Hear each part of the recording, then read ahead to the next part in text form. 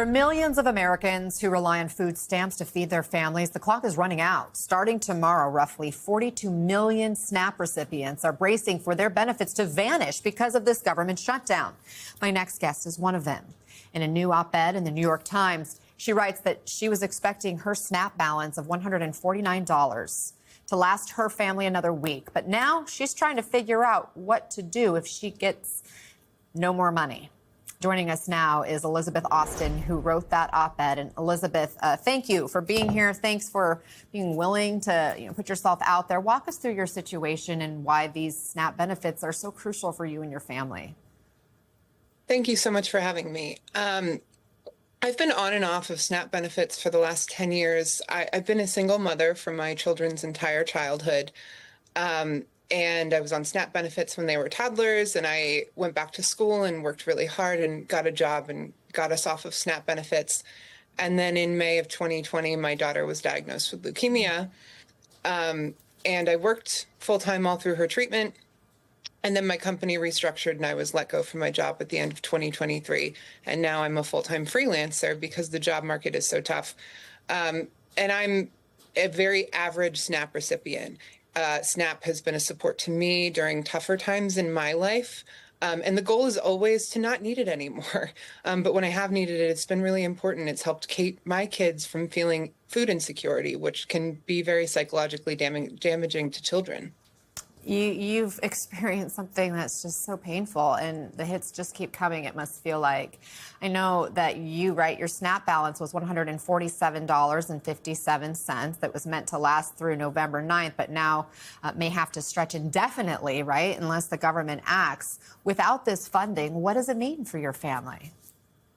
It's very stressful. It means pulling from other areas. Christmas is coming. My daughter's birthday is coming. It means reworking our household budget, which is mentally really tough. I already carry the entire mental load of our household and both of my children's care and my own self-care. And now I have this added pressure to bridge this gap, which is, it's supposed to be the one area where I have a little bit of help.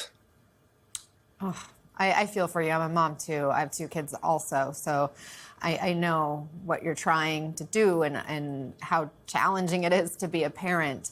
This shutdown's now stretching into its 31st day. It's the second longest in history. And lawmakers aren't even in Washington today. Both House and Senate are out of session.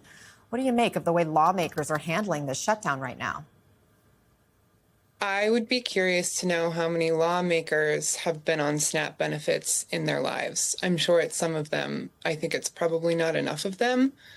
I think the level to which you can understand someone's situation is probably directly related to how often you've been in their situation. And if you've never experienced food insecurity, especially as somebody who heads up a family, I think it takes a lot of empathy for you to get to a point where you can understand it.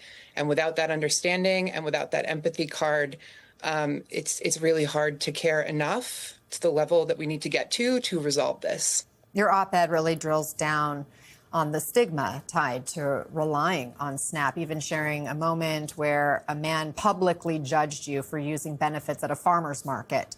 Do you feel that stigma is still at play amid this shutdown, and do you feel either party really has your back? No,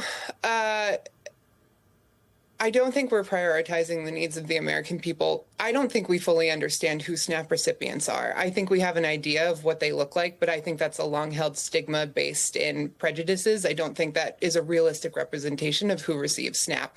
It's totally normal families like me and my kids. We are unremarkable. We've been on SNAP twice.